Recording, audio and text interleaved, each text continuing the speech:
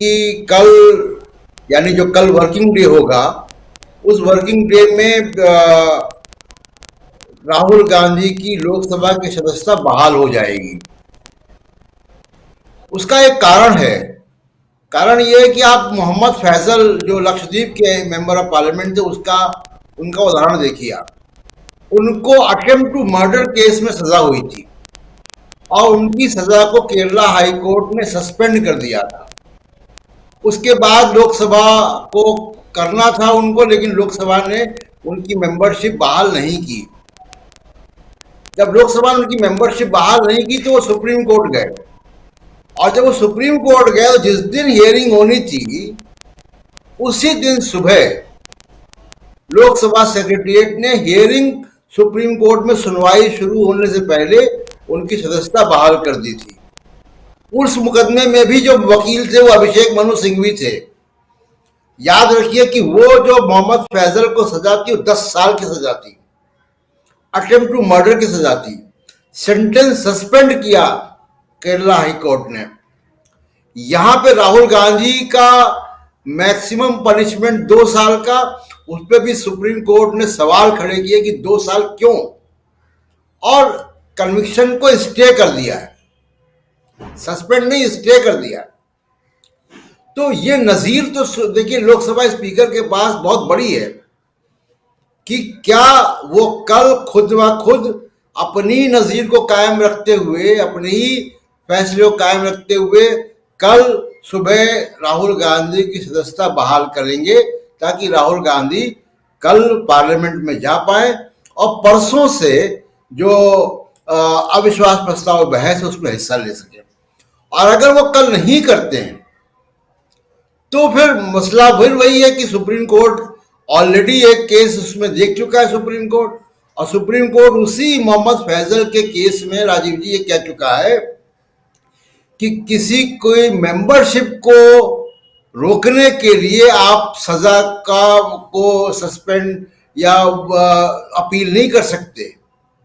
तो ये supreme court की बड़ी सख्त जो है उस केस में भी हिदायत आ गई थी कि जो लोकसभा की सदस्यता, मेंबर ऑफ पार्लियामेंट की सदस्यता को खारिज कराने की मकसद से आप कोर्ट का सहारा नहीं ले सकते, ये सुप्रीम कोर्ट ने उस केस में भी कह दिया है। तो बड़ी स्ट्रांग नजीर है। और दूसरा, एक जो परिपाटी हम लोग पिछले कुछ दिनों से देख रहे हैं, वो परिपाटी क्या है कि पीठासीन अधिकारी सरकार के इशारे पर चलते हैं। जी। ये बिल्कुल साफ देखा जा सकता है। राहुल गांधी का एग्जाम्पल दीजिए। राहुल गांधी की जो स्पीच है जिसके बाद ये सारा कुछ बवाल शुरू हुआ, 18 या 19 कट्स उसमें लगाए गए। अडानी का नाम हटाया गया, पीएम प्रधानमंत्री मोदी का नाम हटाया गया, 18 जगह वो स्पीच को एक्सपंज किया गया, या 19। अब राज्यसभा में देखिए आप, संजय सिंह बाहर बैठे हुए हैं और कांग्रेस की एक और मेंबर पिछले सबसे रंजनी पाटिल बाहर है। अब शायद उनकी सदस्यता जो है, सस्पेंशन जो है वो शायद अब खत्म करेंगे इस सेशन में। छोटा सा अपराध कि उन्होंने कोई वीडियो, वहां पे कैमरा ऑन कर दिया था, वीडियो कैमरा। ये सब तो पार्लियामेंट में अगर हो भी जाए गलती से मिसकंडक्ट, तो आप एक दिन के लिए सजा देकर आप उसको करो कि आप पूरे उसकी जो मेंबरशिप है उसको ही आप खत्म कर दोगे, एक तरीके से निष्क्रिय कर दोगे।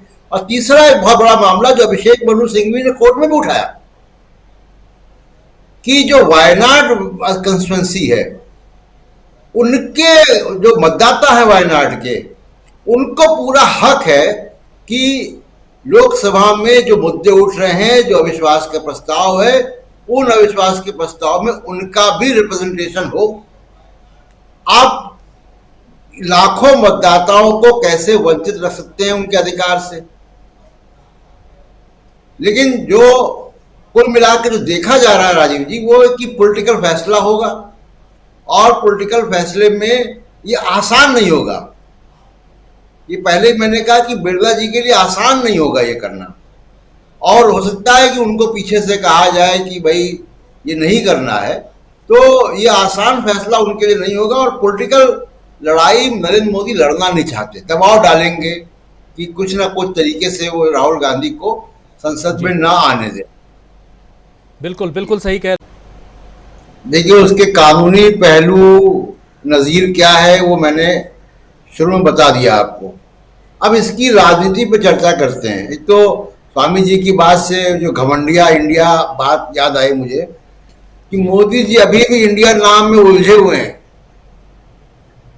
नए नए वो निकाल रहे हैं तुकबंदी है, ईस्ट इंडिया कंपनी और इंडियन मुजाहिदीन के बाद अब वो घमंडिया पे आ गए, तो वो निकल नहीं पा रहे हैं वो इंडिया गठबंधन से।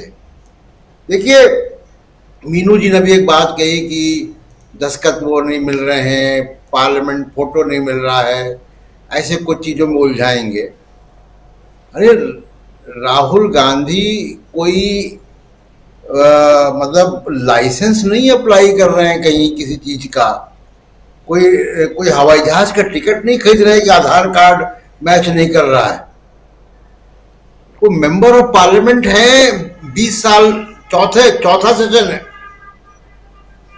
संसद में। वो नरेंद्र मोदी और ओम बिरला दोनों से सीनियर हैं और 2 सत्र सीनियर हैं। तो उनके लिए कोई सत्यापित करना कि जी ये फोटो नहीं मिल रहा जो आधार कार्ड में है, या वो ये सब बातें चलती नहीं है। देखिए, वो मेंबर ऑफ पार्लियामेंट है और और उसको दुनिया जानती है उनको।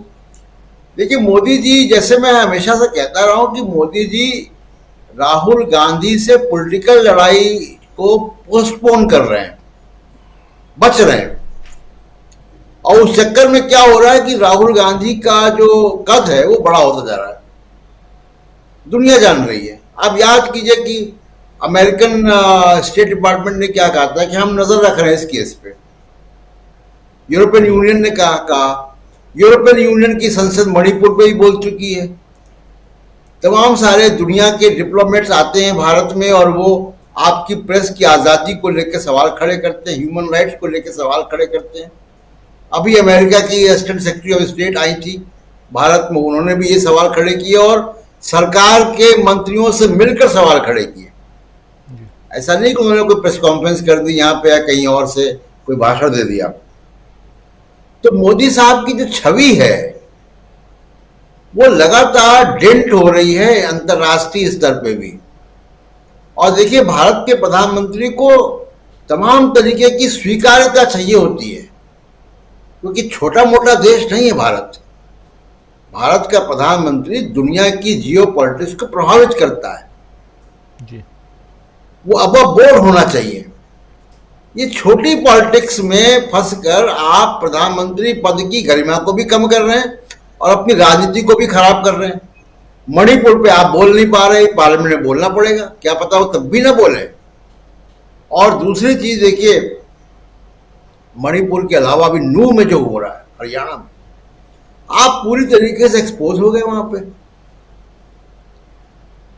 दुनिया भर के इस देश में राजीव जी जुलूस निकलते हैं, सिखों के जुलूस निकलते हैं, यहाँ पे तमाम धार्मिक और रिलीजियस जुलूस निकलते हैं। और उन सारे जुलूसों में कोई भी विवाद नहीं होता, कोई भी डिस्टरबेंस नहीं होता, कोई झगड़ा नहीं होता। लेकिन सारे बजरंग दल के हर जुलूस में झगड़ा होता है। आप बिहार में देख लीजिए, आप उत्तर प्रदेश में देख लीजिए, आप यहाँ देख लीजिए, नू में देख लीजिए, हर जगह झगड़ा इनके धार्मिक जुलूसों में होता है। तो ये अजीब सी बात है कि यही झगड़े, क्योंकि ये सुनियोजित होता है। अब उस सुनियोजित झगड़ों में और हिंसा में क्या हुआ है, एक तो इनके तमाम सारे जो यूट्यूब के चैनल हैं और जो इनकी प्रोपेगेंडा मशीनरी है एक्सपोज हो गई। हरियाणा के पुलिस अधिकारियों ने एक्सपोज कर दिया इनको कि आप र्यूमर फैला रहे हैं, अफवाहें फैला रहे हैं कि कोई महिलाओं के साथ यहाँ पे रेप नहीं हुए। दूसरी बात, जाट समाज ने पब्लिकली आकर कहा कि हम इनके साथ नहीं हैं, हमको आप दंगों जी, में शामिल मत समझिए। अब राजपूत समाज भी सामने आ गया, उनके भी बड़े नेता और बड़े पदाधिकारी ये बयान दे रहे हैं कि आप जो है सिर्फ हिंदू मुसलमान करने के लिहाज से आप कोई राजपूत आइकन खड़े करते हो, और वो आगाह कर रहे हैं कि अभी आगे आप देखिएगा कि किसी और आइकन को खड़ा कर देंगे जाट समाज के लिए भी, कि ये मुस्लिम हिंदू मुस्लिम करने के लिए। तो तमाम तरीके से मैं कह रहा हूं कि एक्सपोज हो गए हैं मोदी जी, और इनकी जो राजनीति का ग्राफ है वो लगातार गिर रहा है। अब अगर अपने आप को आप अबव बोर्ड नहीं रख पाएंगे तो ये बड़ा मुश्किल होगा, फिर तो आपकी पॉलिटिक्स के लिए आप कैसे फेस करेंगे पार्लियामेंट में। तो बिल्कुल ये मुश्किल मोदी जी के लिए है कि वो राहुल गांधी से कब राजनीतिक लड़ाई लड़ना शुरू करते हैं। जी, अभी राजनीतिक लड़ाई में राहुल गांधी जो हैं वो काफ़ी आगे दिखाई दे रहे हैं, और यहाँ मुश्किल ये है कि मोदी जी उसकी शुरुआत भी नहीं कर पाए हैं। और अभी 2 दिन पहले मीनू जी याद होगा